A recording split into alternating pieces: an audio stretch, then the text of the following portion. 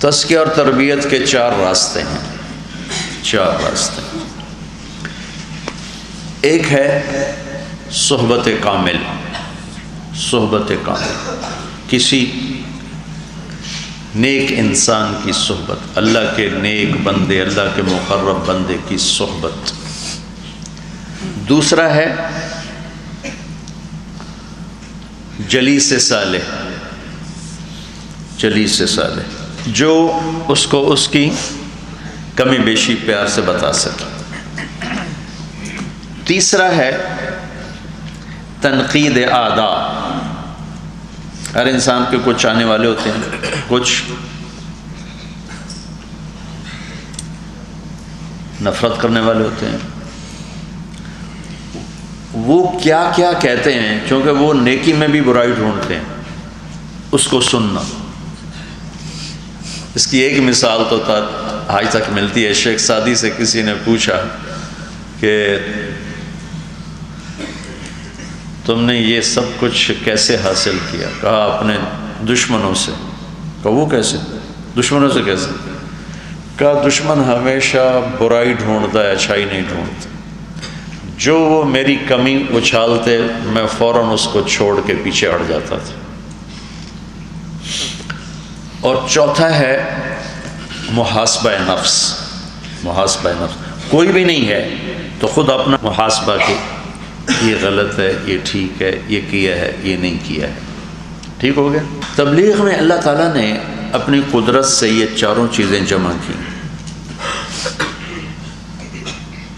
بہت سے اہل اللہ اس میں چل رہے ہوتے۔ ہم سبق پڑھ رہے تھے تو مولانا زار شاہ صاحب کی خدمت میں ایک شخص آیا، بڑے مفلوق الحال سے، اور کان میں بات کرتے کرتے اٹھ کے چلے گئے۔ مولانا نے فرمایا جانتے ہو یہ کون تھے؟ ہم نے کہا جی۔ کہا یہ حضرت مولانا احمد علی لاہوری رحمۃ اللہ علیہ کے خلفاء میں سے تھے، اور میرے کان میں آ کر کہہ گئے ہیں کہ میں چلا لگا کے جا رہا ہوں، تبلیغ میں نور ولایت نہیں ہے، نور نبوت ہے۔ حضرت لاہوری کا کشف بڑا مشہور تھا، بہت صاحب کشف ہستی تھے، آگے ان کے بعض خلفاء میں بھی وہ چیز منتقل ہوئی۔ تو یہ مجھے اس بچے کی برکت سے واقعہ یاد آیا کہ کنز کا سبق ہو رہا تھا ہمارے، یعنی ابتدائی سال تھے ہمارے، ابتدائی، میرا خیال 3 سال تھا۔ تو فرمایا کہ یہ کہہ رہے تھے کہ اس میں نور نبوت ہے۔ دوسری شکل یہ ہو جاتی ہے کہ 10-15 مسلمان مل کر جب 40 دن مسلسل اعمال خیر میں لگتے ہیں، یا 4 مہینے میں، یا 1 سال، تو وہ ایک ولی کامل کے قائم مقام ہو جاتا ہے۔ قائم مقام ہوتا ہے ولی کامل کا،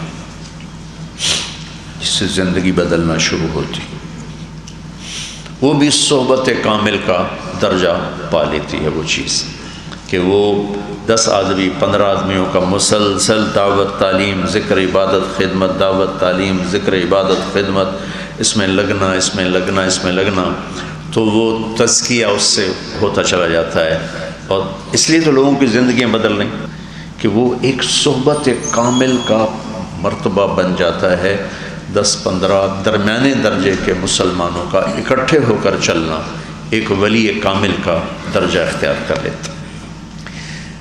تیسرا، جب سفر ہوتے ہیں تو لوگوں کی تنقیدیں، یہ کرتے ہیں، یہ کرتے ہیں، وہ بھی اس میں پورے موقع موجود۔ چوتھا، گھر سے نکلے ہوتے ہیں تو اپنا محاسبہ بھی اس میں موجود، کہ جو ہمارے مذاکرے ہوتے ہیں وہ جلیس صالح ہیں۔ دوسرا جلیس صالح، تو جو مذاکرے ہوتے ہیں بھئی یہ کرنا ہے، یہ نہیں کرنا، یہ کرنا، یہ نہیں کرنا، یہ جلیس صالح ہے۔ تیسرا، لوگوں کی تنقید ہے، اس سے سیکھنا چاہو تو وہ راستہ بھی موجود ہے۔ چوتھا، آپ کے پاس ٹائم ہوتا ہے، گھر سے باہر ہو تو آپ اپنا مراقبہ محاسبہ کر کے بھی لے سکتے ہو۔ صحبت کے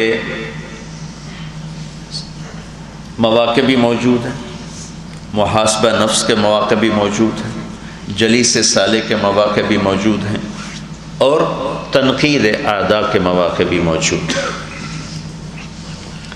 باقی چیز ہے ذکر۔ پہلے ذکر کی حقیقت سمجھو۔ ذکر یاد کرنے کو کہتے ہیں، زبان سے اظہار اس کا ایک درجہ ہے، اعلیٰ درجہ ہے یاد۔ ذکر کا اصل مطلب ہے یاد۔ میں تمہیں بیٹھے بیٹھے گھر یاد آتا ہے، ایک کیفیت بنتی، اس کا نام ہے ذکر۔ تمہیں بیٹھے بیٹھے کچھ دوست یاد، جیسے ابھی مجھے بیٹھے بیٹھے ایک سینٹر ماڈل اسکول یاد ہے، اس کو پورا ایک نقشہ یاد ہے، اس کو کہتے ہیں ذکر، یاد۔ یاد زبان پر اس کا اظہار ہے، تو پہلے میں نے اظہار کیا، میں یوں پہنچا، مجھے ایک لڑکا ملا، میں نے اس کو یوں دیکھا، میں نے اس کو یوں دیکھا، میں نے اس کو یوں دیکھا، پھر وہ اس کا زبان نے، دل کی کیفیت کا نام ہے ذکر، زبان اس کے اظہار کا ذریعہ ہے۔ ہم ایک تاثر خطا میں مبتلا ہیں، ہم ذکر سمجھتے ہیں جو مشائخ نے بتایا، اس خطا سے نکلو، اس خطا سے نکلو۔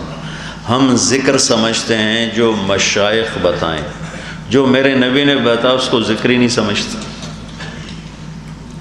جو ذکر میرے نبی نے بتایا اس میں نور نبوت ہے، جو ذکر مشائخ نے بتایا اس میں نور ولایت ہے۔ نور ولایت اور نور نبوت میں کتنا فرق۔ سورج آئے تو ستارے نظر نہیں آتے، سورج کی روشنی میں تارے نظر نہیں آتے۔ تبلیغ نے ذکر مسنون، تبلیغ میں تو ذکر ہے۔ ہم بیٹھے ہوئے تھے، مولانا عبداللطیف صاحب رحمۃ اللہ علیہ حضرت رائے پوری کے خلفاء میں سے تھے، وہ بڑے سیدھے سادے بزرگ تھے، پنجابی بولتے تھے۔ ہم ملے پوری جماعت، کہنے لگے تسی بہتا کھایا کرو، تسی ذکر بہت زیادہ کر دے جے۔ تو ہمارے امیر تھے قاضی مسعود صاحب رحمۃ اللہ علیہ، وہ پیر خورشید احمد صاحب رحمۃ اللہ علیہ کے خلیفہ بھی تھے، وہ تبلیغ میں بھی بڑے فعال تھے، امیر تھے۔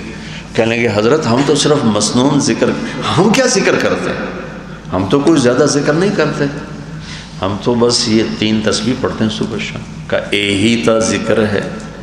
پھر تسی دعوت دین دیو، یہ سب تو وڈا ذکر ہے، تسی اللہ دی گل کر دیو، سب تو وڈا ذکر ہے۔ اتنے پیار سے انہوں نے ہمیں یہ بات بتائی۔ پہلے بچوں اس خطا سے نکلو، اصل ذکر وہ ہے جو میرے نبی نے بتایا، وہ ہے ذکر اصل جس میں نور نبوت ہے۔ باقی جو اذکار ہیں وہ بعد کے زمانے کی پیداوار ہیں، علاج کے لیے وہ استعمال کیے گئے، اور اس میں مشائخ اہل اللہ اولیاء کرام کا نور ہے۔ میرے نبی کی زبان سے نکلا ہوا ذکر، اس میں میرے نبی کا نور ہے۔ آپ صبح و شام کی دعائیں اہتمام سے پڑھو۔ میں نے 1974 میں پڑھی تھی الادب المفرد، تو ہمارے استاد مولانا نظر الرحمان صاحب نے فرمایا ابھی سے یہ یاد کر کے پڑھنا شروع کرو، تمہیں شیطان کہے گا جب پڑھ لیں گے پھر اس کے بعد اس کو ہم یاد کریں، ابھی یاد کرو، ابھی پڑھو۔ 1974 اور آج 2017 مسنون دعائیں میری زندگی میں داخل ہوں۔ پھر حسن حسین سے صبح و شام کی دعا، میں نے مولانا سعید خان صاحب کا ذکر دیکھا، ہر موقع پر جو دعا میرے نبی نے مانگی وہ زبان سے نکلتی تھی، ہر موقع پر ٹھک ٹھک، کمپیوٹر نہیں ہوتا جیسے۔ میں اس شخص پہ کیوں نہ قربان ہوں، میں نے کوئی چیز سنت سے ہٹ کر دیکھی کوئی، جس موقع پہ جو میرے نبی کی زبان سے نکلا ایک دم ان کی زبان سے نکلتا تھا۔ میں پہلے صرف صبح شام کی دعائیں پڑھتا تھا، پھر ان سے متاثر ہو کر میں نے موقع موقع کی دعائیں دیکھنا شروع کی۔ اس موقع ہنستے ہوئے کیا ہوا، روتے ہوئے کیا ہوا، کھاتے ہوئے کیا ہوا، سوتے ہوئے، کمرے میں داخل ہیں تو کیا، نکلیں تو کیا۔ بچوں ذکر وہ ہے جو میرے نبی نے بتایا، اس کے ساتھ دعوت کے اعمال ہوں، یہ پورا پیکج اللہ نے ہمیں دیا ہے۔ تو اس سے آپ کی میری زندگی میں تزکیے کے سارے اسباب موجود، سارے اسباب۔ میرے نبی کے بتائے ہوئے اذکار میں تزکیے کا پورا سامان موجود ہے، پورا سامان موجود۔ اور تبلیغ کی نقل و حرکت میں صحبت کا پورا سامان موجود.